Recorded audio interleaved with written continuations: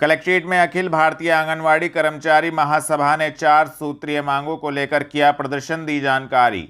आपको बता दें, अखिल भारतीय आंगनवाड़ी कर्मचारी महासभा ने जिलाध्यक्ष पूनम शर्मा के नेतृत्व में कलेक्ट्रेट स्थित जिलाधिकारी कार्यालय पर 4 सूत्रीय मांगों को लेकर जोरदार प्रदर्शन किया, जिसमें आंगनवाड़ी कार्यकर्तियों की मुख्य मांग थी कि सहायिकाओं की प्रोत्साहन राशि को हर माह रेगुलर किया जाए, आंगनवाड़ी कार्यकर्तियों के प्रमोशन की प्रक्रिया शुरू कराई जाए एवं अन्य मांगों को लेकर जोरदार प्रदर्शन किया गया।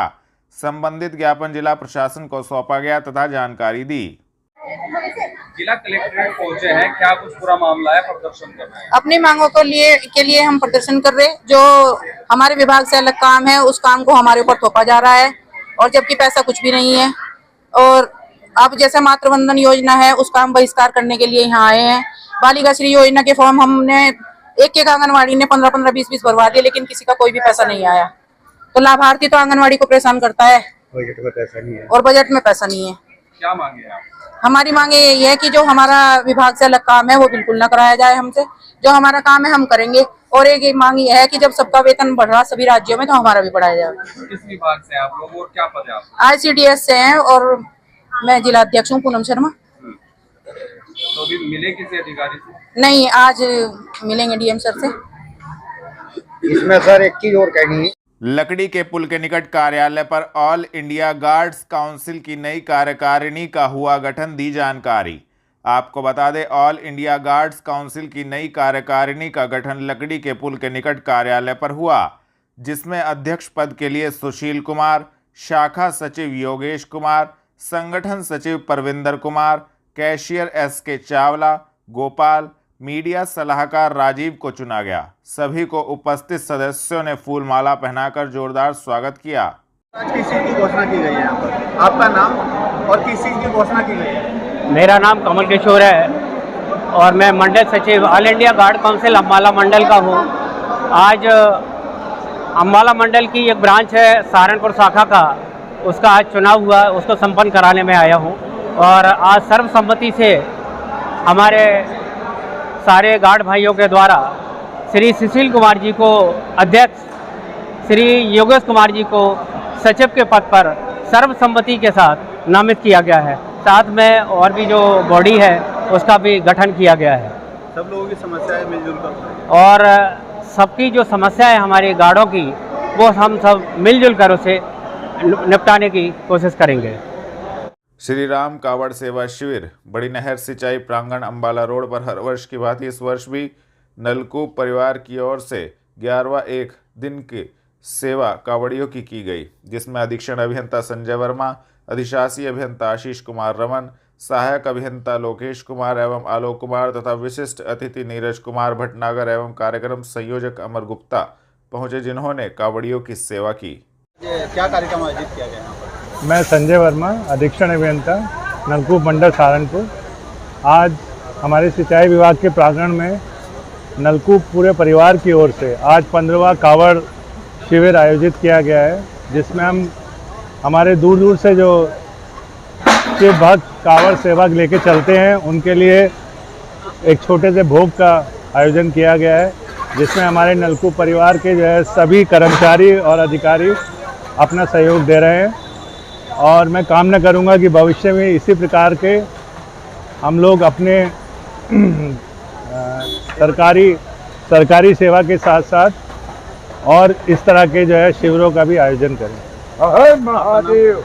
मेरा नाम नीरज भटनागर। क्या कहना चाहेंगे? बस ये जो वैसे तो 15वां है, परंतु नलकूप परिवार ने ये 11 साल पहले शुरू किया था और जो मेरे यहाँ से जाने के बाद भी अनवरत चल रहा है। मैं इन सभी को जो हूँ शुभकामनाएं दूंगा और भोलों को उनकी जो है जो भी इनकी मांग लेकर के इन्होंने जल उठाया है वो पूर्ण हो। धन्यवाद जी। मैं आशीष कुमार रमन, अधिशासी अभियंता नलकूप खंड सहारनपुर। आज इस महाशिवरात्रि और शिवरात्रि के पर्व पर एक सहभोज के एक तुच्छ आयोजन जो एक नलकूप परिवार की तरफ से आयोजित किया गया, उसकी तरफ से मैं सभी कांवड़ यात्रियों के साथ साथ संपूर्ण सिंचाई विभाग का स्वागत करता हूँ। धन्यवाद। मैं अमर गुप्ता, सिंचाई विभाग से। पिछले 11 वर्षों से, विगत वर्षों से हम ये लगातार भंडारा कर रहे हैं और नलकूप परिवार के समस्त कर्मचारी और अधिकारियों के सहयोग से ये भंडारा चल रहा है। आप देख ही रहे हैं कैसी व्यवस्था है, और भोले बाबा से मैं यही कामना करूँगा कि ऐसे ही अनवरत सेवा हम लोगों से कराते रहें। धन्यवाद। सावन माह के दूसरे सोमवार पर मंदिरों में श्रद्धालुओं ने किया भगवान शिव का जलाभिषेक। आपको बता दें, भूतेश्वर रोड स्थित प्राचीन श्री भूतेश्वर महादेव मंदिर में शिव भक्तों का पहुंचना सुबह से ही शुरू हो गया था। शिव भक्तों ने गंगाजल, दूध, दही से जलाभिषेक कर बेलपत्र, चावल व पुष्प से भगवान शिव की पूजा अर्चना कर श्रद्धा भाव से भगवान शिव के खूब जयकारे लगाए। सावन माह के दूसरे सोमवार को श्री भूतेश्वर महादेव मंदिर में पहुंचे श्री रामलीला कमेटी के अध्यक्ष विनय जिंदल ने संबंधित जानकारी दी। मैं विनय जिंदल, प्रधान श्री प्राचीन श्री रामलीला कमेटी रजिस्टर सहारनपुर। आज जैसे दूसरा सोमवार, आज भोले का ये पावन पर्व जो सावन का महीना चल रहा है, उसके दूसरे सोमवार पर महाभिषेक हो रहा है। यहाँ पर मंदिर में सभी श्रद्धालुगण यहाँ पर पूरी श्रद्धा के साथ जल का अर्पण कर रहे हैं। भोले बाबा की कृपा सब पर बनी रहे, यही हमारी मनोकामनाएं हैं। आज सुबह से लगभग कितने लोगों ने दर्शन कर लिया होगा? आज लोगों ने मेरे सुबह 4 बजे से लाइनें लगी हुई हैं, और आरती के बाद यहाँ पर प्रोग्राम शुरू हो गया था, और बहुत भीड़ यहाँ पर सुबह से चल रही है। ये आपका नाम? पंडित मनोज वशिष्ठ। क्या कहना चाहेंगे मंदिर के? देखिए, ये भोलेनाथ का परम पावन, परम पवित्र श्रावण मास चल रहा है, और इसकी हमारे सनातन धर्म में एक विशेष मान्यता श्रावण मास की होती है। और बाबा महादेव के भक्त इस पावन पर्व पर गंगा जी से गंगा जल लाकर भगवान जी का अभिषेक करते हैं। और हमारे भूतेश्वर महादेव मंदिर बहुत ही प्राचीन है, ये मराठा कालीन मंदिर है, और इनकी विशेषता है ये स्वयंभू है। इनका ये पता नहीं है कब कैसे इनकी उत्पत्ति यहाँ पर हुई, और इनकी एक विशेष मान्यता है। जो भी यहाँ पर श्रद्धालु 40 दिन लगातार जल चढ़ा अर्पण करता है और या दीपक जलाता है, उसकी सभी मनोकामनाएं विशेष पूरी होती हैं। सावन के दूसरे सोमवार पर मंदिरों में गूंजे भगवान भोलेनाथ के जयकारे। आपको बता दें, सावन माह के दूसरे सोमवार पर मंदिरों में भगवान भोलेनाथ के जयकारे खूब गूंजे। इस दिन श्रद्धालुओं ने काफ़ी संख्या में मंदिरों में पहुंचकर भगवान शिव का जलाभिषेक कर सुख समृद्धि की कामना की। श्री बागेश्वर महादेव मंदिर में सावन माह के दूसरे सोमवार पर भीड़ रही। भगवान शिव का जलाभिषेक करने के लिए भक्त सुबह से ही मंदिरों में पहुंचने शुरू हो गए। आज दूसरा सोमवार है, क्या कहना चाहेंगे? मेरा नाम आचार्य राम प्रसाद वशिष्ठ, बागेश्वर महादेव मंदिर पुजारी। आज श्रावण मास का दूसरा सोमवार है। सभी भक्तजन प्रातः 4 बजे से यहाँ आकर जो भी अपनी मनोकामना भगवान के चरणों में प्रार्थना कर रहे हैं, और जलाभिषेक दूध, दही, घी से शक्कर के द्वारा भगवान भोलेनाथ जी का अभिषेक कर रहे हैं। और उसके बाद यज्ञ पवित्र, बिलपत्र, दुर्वा, पुष्प आदि के द्वारा भगवान का श्रृंगार किया जा रहा है। और सभी भक्तजन आकर यहाँ परमानंद भगवान श्री बागेश्वर के चरणों में जल चढ़ाकर अपने घर में सुख शांति समृद्धि की कामना कर रहे हैं। और हमारी कमेटी बागेश्वर महादेव मंदिर प्रबंधक कमेटी के द्वारा 2 तारीख को जो शिवरात्रि है और उसकी भी तैयारी चल रही है, जिसमें हमारे मंदिर कमेटी के प्रधान श्री राजेंद्र किशोर माहेश्वरी जी और प्रबंधक राजीव कुमार गोयल जी और कोषाध्यक्ष गणेश माहेश्वरी जी के द्वारा जो भी कांवड़िया आएंगे उनके लिए रहने की, खाने की, बैठने की सुंदर व्यवस्था की जा रही है। और सभी जो भी कांवड़िया आएँ उनके लिए बहुत बहुत भोलेनाथ जी की कृपा बनी रहे। और उनके परिवार में जो जिस प्रकार हरिद्वार, गोमुख आदि अनेक तीर्थ स्थानों से जो जल लाकर बाबा के चरणों में निवेदित करते हैं और चढ़ाएंगे, तो उनके घर में जो भी मनोकामना पूर्ण हो जाएगी।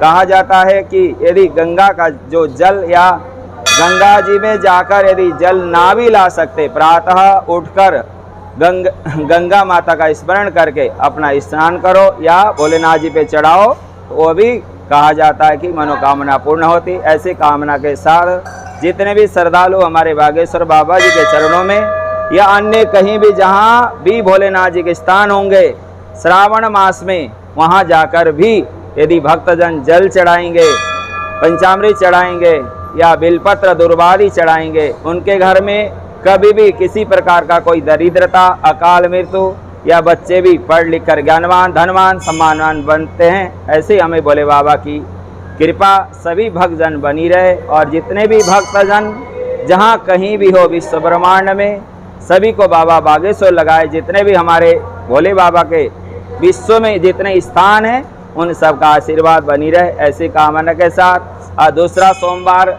में भी प्रथम सोमवार की तरह सभी भक्तजन आकर खूब जलाभिषेक कर रहे हैं और उनकी कामना जो भी हो परिपूर्ण हो, ऐसी कामना के साथ सभी भक्तजन को बहुत बहुत प्रभु कृपा बनी रहे, यही मेरी शुभकामना। श्री शिव शक्ति कावड़ सेवा शिविर द्वारा 23 वर्षों से देहरादून रोड राकेश केमिकल के पास कावड़ शिविर का आयोजन किया जा रहा है।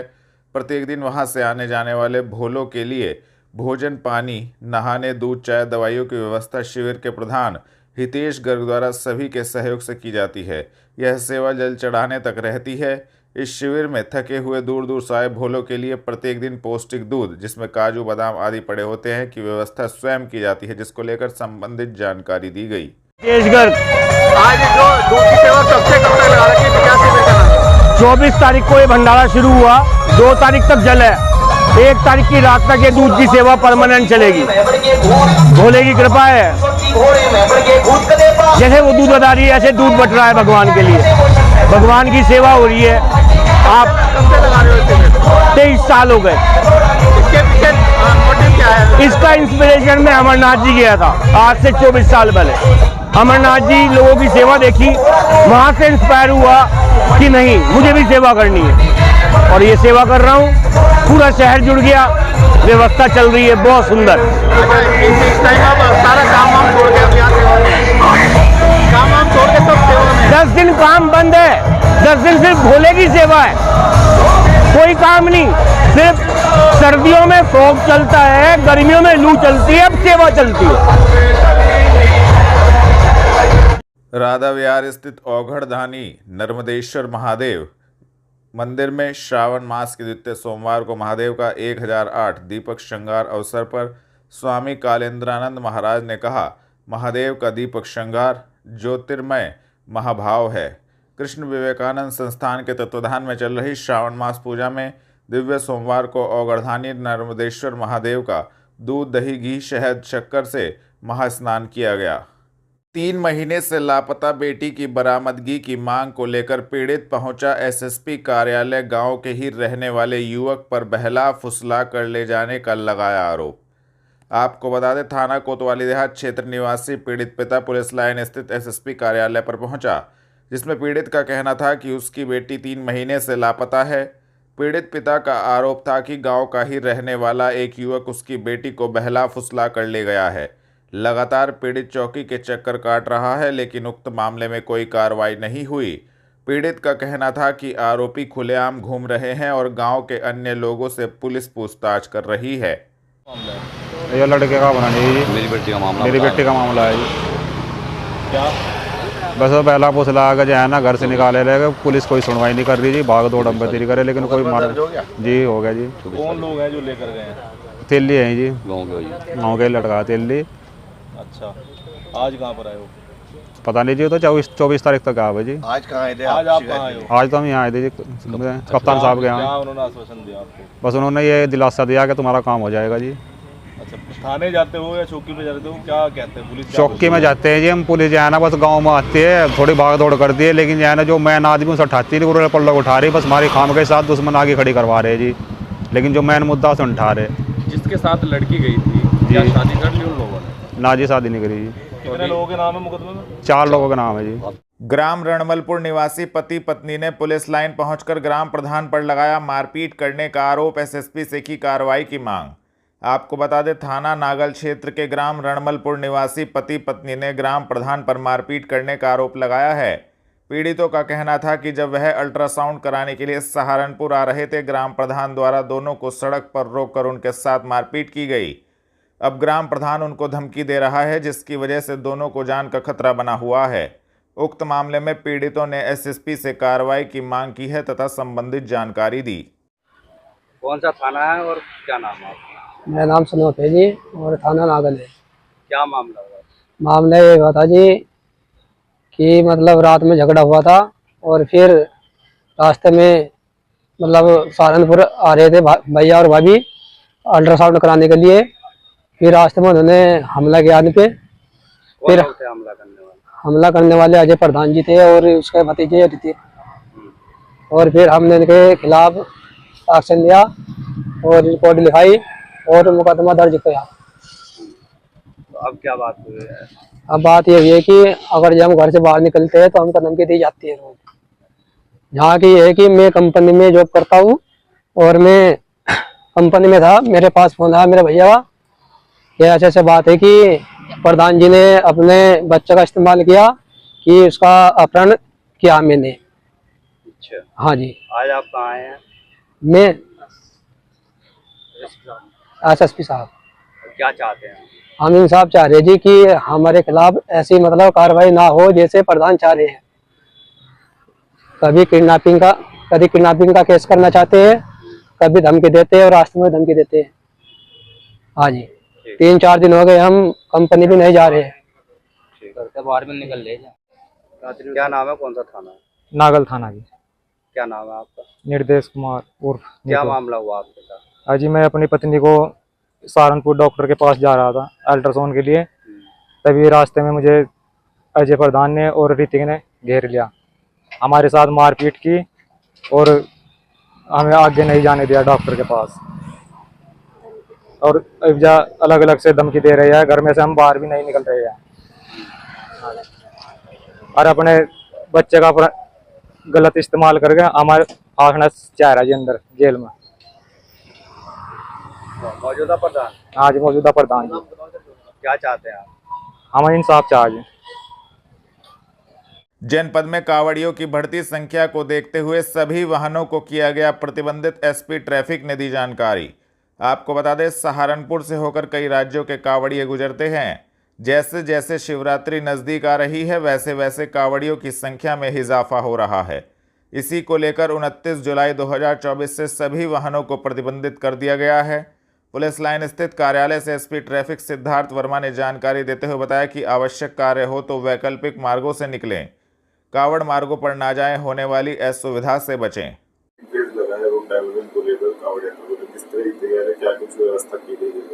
देखिए, जैसा कि पूर्व से ही इस बात को प्रचार प्रसार व्यापक रूप से किया गया था कि हमारा जो सेकंड फेज है ये 29 तारीख से लेकर 2 तारीख तक रहेगा, जिसमें हमको सभी प्रकार के वाहनों को कांवड़ रूट से बिल्कुल प्रतिबंधित कर देना है। इसी क्रम में हमारे यहाँ अब ये सेकंड फेज स्टार्ट हो गया है, जिसमें हम किसी भी प्रकार के वाहनों को कांवड़ रूट पर नहीं आने देंगे। जो स्थानीय निवासी हैं अभी वर्तमान में कुछ बाइक्स को लेके आ रहे हैं, जो कि वहाँ के लोकल रेजिडेंट्स हैं, इसलिए उनको हमने छूट दे रखी है। लेकिन अगर कल को इस पे ज्यादा दबाव बढ़ेगा कांवड़ियों का, तो हमें बिल्कुल पूर्ण रूप से इसको जीरो ट्रैफिक करना पड़ेगा।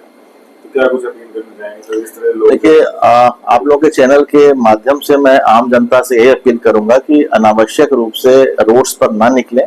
इसको बहुत महत्वपूर्ण काम है, वो इस कांवड़ रूट के अतिरिक्त जो अन्य हमने रूट उनके लिए उपलब्ध कराए उनको पालन करें। इस कांवड़ रूट पर 3 जगह से हम शहर के इस तरफ से दूसरी तरफ जा सकते हैं, जिसमें अम्बेडकर चौराहा, घंटाघर और दर्पण तिराहा 3 क्रॉसिंग्स है जहां पर हमने अलाउ किया हुआ है आम जन के लोगों को वहां से पास हो सकते हैं। सहारनपुर मंडल में कावड़ यात्रा की सुरक्षा के लिए ATS की गई तैनाती। DIG ने JV जैन रोड स्थित कार्यालय से दी जानकारी। आपको बता दें, कावड़ यात्रा की सुरक्षा के लिए सहारनपुर मंडल में ATS की तैनाती की गई है। मुख्यालय और DGP द्वारा मंडल के सभी जिलों के लिए ATS की टीमें दी गई हैं। सभी को रिजर्व रखा गया है और कुछ टीमों को सुरक्षा के दृष्टिकोण से तैनात किया गया है। कावड़ यात्रा पूरे जोर शोर के साथ निकल रही है, जिसमें डाक कावड़ भी शामिल है। कावड़ यात्रा को कोई खतरा किसी भी प्रकार से न हो, इसके लिए सहारनपुर मंडल में ATS की तैनाती की गई है। इस संबंध में JV जैन रोड स्थित कार्यालय से DIG अजय कुमार साहनी ने जानकारी दी है। 2 तारीख को जल अभिषेक होगा, उस तरीके का क्या लग रहा है कि और ज्यादा जनपदों में भी पुलिस फोर्स लगाया गया है? जैसा कि आप जान रहे हैं, कांवड़ मास शुरू हो गया है और 2 तारीख को 2 अगस्त को महाशिवरात्रि है। भारी संख्या में श्रद्धालु जन कांवड़ लेने जा रहे हैं। ये NH जो है, जो दिल्ली और देहरादून को जोड़ता है, मुजफ्फरनगर होते हुए शामली में इधर सहारनपुर से जो हमारा पूरा का पूरा रूट जाता है कांवड़ का, हरिद्वार और देहरादून में भारी मात्रा में यहाँ पर भीड़ हो रही है और लोग जा रहे हैं जल लेने, वापस लौट रहे हैं। इसको देखते हुए सारी व्यवस्थाएं सुनिश्चित की गई हैं और पर्याप्त मात्रा में सेक्टर जोन में बांटकर पुलिस बल लगाया गया है स्ट्राइक पुलिस फोर्स भी रखा गया है ताकि आवश्यक कोई काम हो तो रिजर्व पुलिस बल को हम यूज कर सके। इसके अलावा एटीएस की टीम भी मुख्यालय द्वारा और डीजीपी महोदय द्वारा प्रदान की गई है, जिसको हम लोग लगातार रखे हुए हैं, जैसे आवश्यकता उसका यूज करेंगे। उत्तराखंड में हरिद्वार कंट्रोल रूम में अभी हमारे लोग बैठे हुए हैं और वहाँ के लोग हम लोग लगातार संपर्क में हैं, कितने लोग वहाँ से आ रहे हैं, कितनी गाड़ियाँ निकल रही हैं और सारी तैयारियाँ पूरी हैं। इसके साथ ही ट्रेनों में भी भीड़ हो रही है, तो रेलवे के जो अधिकारी हैं और साथ ही जो रेलवे की पुलिस है सबके साथ हम लोग की गोष्ठी हुई है। ट्रेनों की छतों पर लोग आवागमन ना करें, अचानक कोई स्टेशन ना ट्रेन का बदला जाए जिससे कोई दुर्घटना होने की संभावना हो। तो सभी तैयारियां पूरी तरह से हैं और महीनों से इसकी तैयारी हम लोग द्वारा की जा रही थी। किसी प्रकार की कोई समस्या नहीं है, लगातार ये बेहतर तरीके से संपन्न हो रहा है। मैंने आपको बताया कि रिजर्व टीमें रखी गई हैं और हम लोग उसको जगह जगह पे स्थापित किए हुए हैं, जहां आवश्यकता होगी इमीडिएट वहां पर टीमें पहुंचेंगी और कार्रवाई सुनिश्चित होगी। कलेक्ट्रेट स्थित सभागार में जिलाधिकारी की अध्यक्षता में हुई जिला स्तरीय उद्योग बंधु की बैठक दिया आवश्यक दिशा निर्देश। आपको बता दें, जिलाधिकारी मनीष बंसल की अध्यक्षता में कलेक्ट्रेट स्थित सभागार में जिला उद्योग बंधु की बैठक आयोजित की गई। जिला उद्योग बंधु समिति की बैठक के दौरान जिलाधिकारी ने निर्देश दिए कि निर्धारित समय सीमा में उद्यमियों की समस्याओं का निस्तारण सुनिश्चित किया जाए। बैठक में जिलाधिकारी ने अधिकारियों को निर्देश दिए कि उद्योग बंधुओं से जुड़े कार्यों को शीर्ष प्राथमिकता के आधार पर करें। उन्होंने अधिकारियों को सख्त निर्देश दिए कि बैठक में पूरी तैयारी के साथ अनिवार्य रूप से उपस्थित होना सुनिश्चित करें। मनीष बंसल ने निर्देश दिए कि उद्योग बंधुओं की समस्याओं का त्वरित निस्तारण समयबद्ध ढंग से किया जाए। उन्होंने कहा कि जिला उद्योग बंधु समिति की बैठक में पारित निर्णयों का समय से अनुपालन सुनिश्चित करें। उन्होंने कहा कि अधिकारी आपसी समन्वय स्थापित कर समस्याओं के निराकरण में तेजी लाएं। उन्होंने संबंधित विभागों को निर्देश दिए कि निवेश मित्र पोर्टल पर लंबित सभी आवेदन पत्रों का समय से निस्तारण कराया जाना सुनिश्चित करें। निवेश मित्र पोर्टल पर कोई भी प्रकरण समय सीमा के उपरांत लंबित न रहे। नेहरू मार्केट स्थित राजकीय इंटर कॉलेज में स्मार्ट सिटी की परियोजनाओं का नगर आयुक्त ने किया निरीक्षण, दिया आवश्यक दिशा निर्देश। आपको बता दें, स्मार्ट सिटी के मुख्य कार्य अधिकारी सीईओ नगर आयुक्त संजय चौहान ने नेहरू मार्केट स्थित राजकीय इंटर कॉलेज में स्मार्ट सिटी की निर्माणाधीन 2 परियोजनाओं का निरीक्षण किया। उन्होंने मल्टीपर्पज हॉल के पैनल की गुणवत्ता जांचने के लिए एक रैंडम सैंपल भी लिया और कार्य को गुणवत्ता के साथ समय से पूरा करने के निर्देश दिए। उन्होंने यूपीपीसीएल को एस्ट्रोलॉजिकल लैब विकसित करने के भी निर्देश दिए। स्मार्ट सिटी के सीईओ नगर आयुक्त संजय चौहान स्मार्ट सिटी अधिकारियों, कार्यदायी संस्थाओं के प्रतिनिधियों के साथ नेहरू मार्केट स्थित राजकीय इंटर कॉलेज जीआईसी पहुंचे। स्मार्ट सिटी के तहत निर्माण कराए जा रहे मल्टीपर्पज हॉल व लैब एंड स्टिल्ड पार्किंग परियोजनाओं का निरीक्षण किया। उन्होंने मल्टीपर्पज हॉल में एलईडी या प्रोजेक्टर साउंड सिस्टम के साथ लगाने, एयर कंडीशन लगाने का प्रस्ताव प्रस्तुत करने के निर्देश दिए। उन्होंने हॉल के लिए एक रेवेन्यू मॉडल बनाने के लिए एक कमेटी गठित करने का भी सुझाव दिया। मल्टीपर्पज हॉल का निर्माण राज्य के निर्माण निगम द्वारा किया जा रहा है। गागलहेड़ी तिराहे पर थाना गागलहेड़ी पुलिस ने हरिद्वार से जल लेकर आ रहे कांवड़ियों को फल एवं जल किया वितरित। आपको बता दें, सहारनपुर से होकर कई राज्यों के कांवड़िए गुजरते हैं। ऐसे में जहां विभिन्न सामाजिक संगठनों द्वारा शिविर लगाकर कांवड़ियों की सेवा की जाती है, तो वहीं पुलिस ने भी अपनी ड्यूटी के साथ साथ कांवड़ियों की सेवा कर अपनी महत्वपूर्ण भूमिका निभाई है। थाना गागलहेड़ी पुलिस ने गागलहेड़ी तिराहे पर सीओ नीरज सिंह, गागलहेड़ी थाना प्रभारी संदीप कुमार के नेतृत्व में हरिद्वार से जल लेकर आ रहे कांवड़ियों को फल एवं जल वितरित किया। पुलिस की इस कार्यशैली की जहां स्थानीय लोग प्रशंसा कर रहे हैं, तो वहीं कांवड़ियों ने भी पुलिस के सेवा भाव को नमन किया। यमुनानगर देहरादून हाईवे स्थित रेस्टोरेंट पर शॉर्ट सर्किट होने के चलते लगी आग। गागलहेड़ी थाना पुलिस एवं फायर ब्रिगेड की टीम मौके पर पहुंची। आपको बता दें, थाना गागलहेड़ी क्षेत्र के यमुनानगर देहरादून हाईवे स्थित रेस्टोरेंट पर अचानक आग लग गई। आग लगने के कारण क्षेत्र में अफरा तफरी मच गई, जिसकी सूचना रेस्टोरेंट स्वामी ने थाना गागलहेड़ी पुलिस एवं फायर ब्रिगेड टीम को दी। सूचना मिलते ही मौके पर पहुंची थाना गागलहेड़ी पुलिस एवं फायर ब्रिगेड की टीम ने कड़ी मशक्कत कर आग पर काबू पाया। शॉर्ट सर्किट होने के चलते रेस्टोरेंट पर आग लग गई। गनीमत रही हादसे में कोई जनहानि नहीं हुई है।